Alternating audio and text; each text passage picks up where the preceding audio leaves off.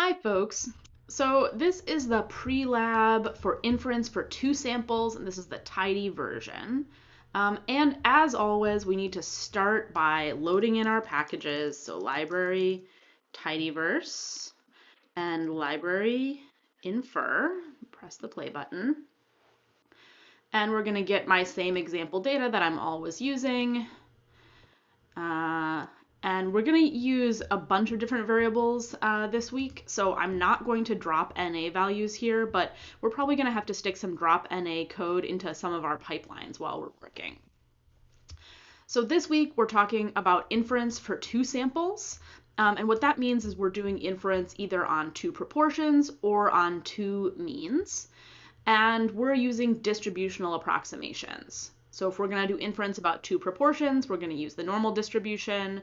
If we're doing inference on 2 means, we're going to use the t-distribution. And we're going to be doing those same 2 inferential tasks. We're going to make confidence intervals, and we're going to do hypothesis tests. So I'm going to start with difference of proportions. We're going to approximate using a normal distribution. And if we had to compute the standard error by hand, we'd have to know the appropriate formulas. For in a confidence interval, it's like this. So with the proportions that you observe in your data. And for a hypothesis test, you have to use p hat, which is the pooled proportion. But as we're doing things today, I'm not going to show you how to do them with R like a big calculator. I'm just going to show you the convenience functions. So the formulas are more just to remind yourself of how you would do it if you were doing it more by hand. So we're going to start with inference for 2 proportions. Like I said, we're going to do a hypothesis test first. And in this case, the example that I want to do is I want to see if the proportion of people who said marijuana should be made legal is different based on whether that person is self-employed or if they work for someone else. So these are 2 categorical variables that just have 2 possibilities. Let's see if we can scroll over and find them. So self-emp or works for somebody, either they're self-employed or they work for someone else. And then we get over to should marijuana be made legal, either not legal or legal, with some NAs. So that's what I was talking about. We might eventually have to drop some NAs. So when we're doing inference for 2 proportions, we need 2 categorical variables, and they should both just have 2 possibilities. And so I want to test about those hypotheses. So then how can we write out the hypotheses we're testing? Well, we could use notation, but I think the notation gets sort of confusing here. So let's just use sentences. So our null hypothesis is the proportion of people who said marijuana should be made legal is the same for people who are self-employed and those who work for somebody else.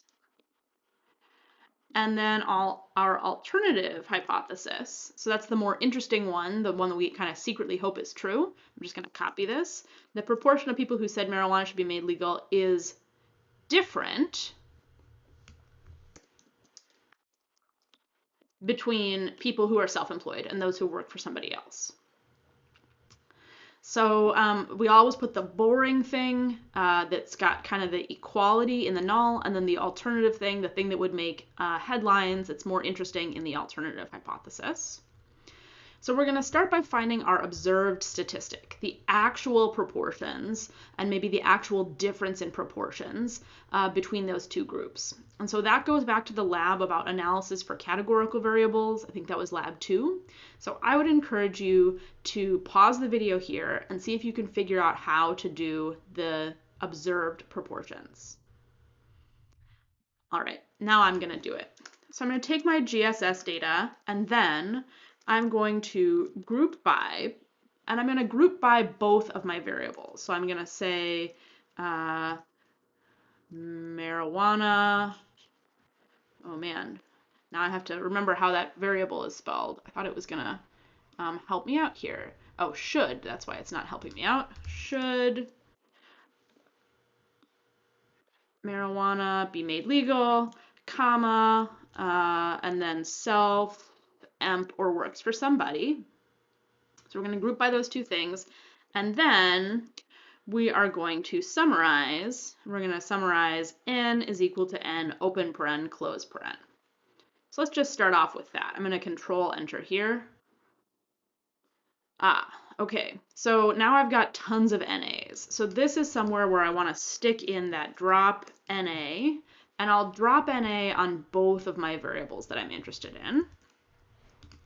And then I'm going to put a pipe at the end of that, so it'll continue on in my data pipeline. Okay, so this is pretty good, although this is just the ends, it's not the proportions. So let's add one more thing to our data pipeline here. We're going to mutate prop is equal to n divided by the sum of n. Okay,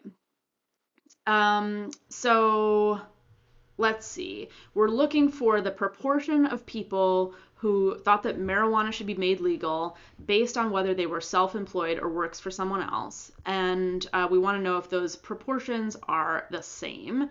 And they look really different here. But that's because I actually got my variables kind of backwards. I did them the wrong way around. So I'm saying of the people who think that it should be legal, what proportion are self-employed and what proportion work for someone else. I actually want to do it the other way around. So I want self-employed or works for somebody, comma, should marijuana be made legal. And now I'm looking of the people who are self-employed, what percent say it should be made legal? 69%. And of the people who are working for someone else, what percent say it should be legal? It's 64.7%. So you have to think about what variable comes first here when you're doing your observed proportions. And then we could do the difference in proportions if we wanted to here. So I could do 0.69 minus 0.647 and control enter. So we observed a difference of 0.043.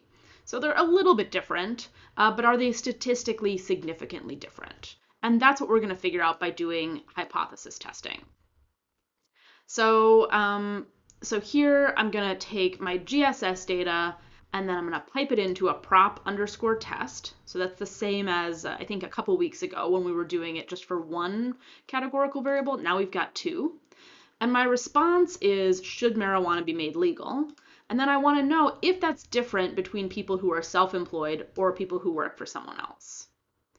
And just like a couple weeks ago, I have to say the alternative, and in this case, I want it to be two-sided.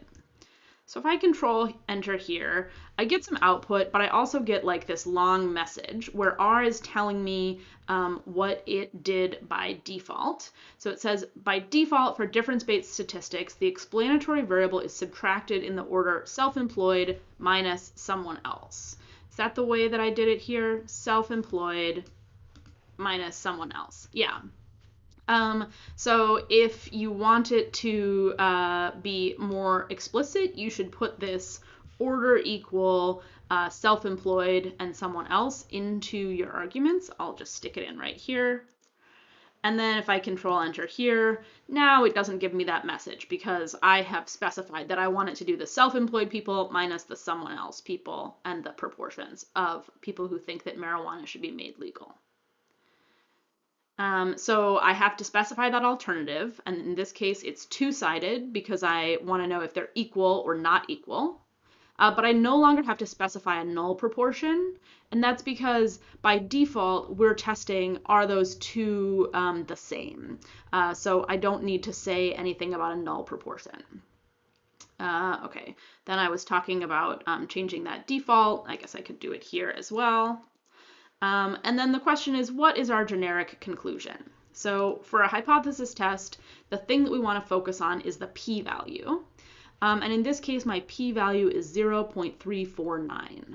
And so I want to think, do I reject my null hypothesis or do I fail to reject my null hypothesis? So think about that for a second. We've got a big p-value here. So we're going to fail to reject. So we fail to reject the null. If it was less than 0.05, we could have rejected the null, or maybe there's different confidence levels. If it was less than our alpha level, we could reject. In this case, we failed to reject the null, and our conclusion in context is we do not have evidence to suggest that the proportion of people who think marijuana should be made legal is different between those who are self-employed and those who work for someone else. So we failed to reject the null. So that is a hypothesis test for two proportions. The other thing that we might want to do is a confidence interval for two proportions. So we could make a confidence interval for the difference of the two proportions, and the code is actually just the same as before. So I'm just going to go up and copy all this and put this down in this chunk. I don't need to specify an alternative when I'm doing a confidence interval, although it doesn't really matter in this case. So I'm just going to Control Enter here. And for this part, we're focusing on a different part of the output. So for the hypothesis test, we were looking at the p-value, and now we're looking at the lower confidence interval and the upper confidence interval. So let's think about interpreting this confidence interval.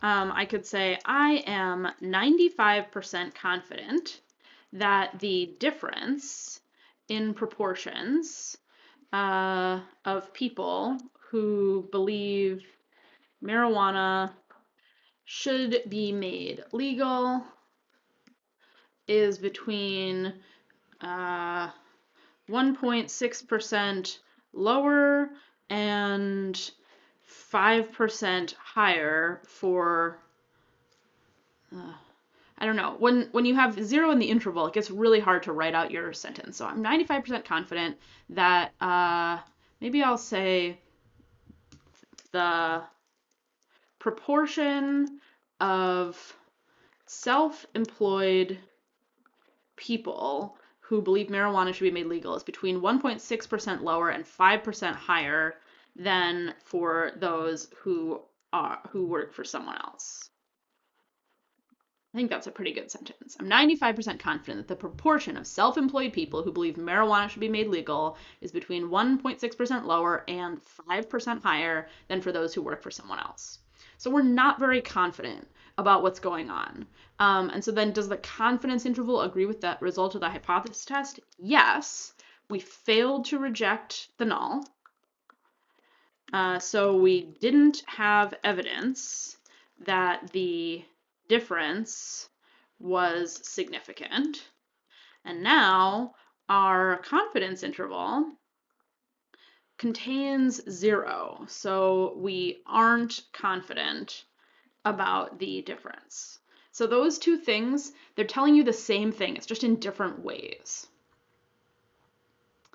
If I wanted to, I could also change, let's grab this code again.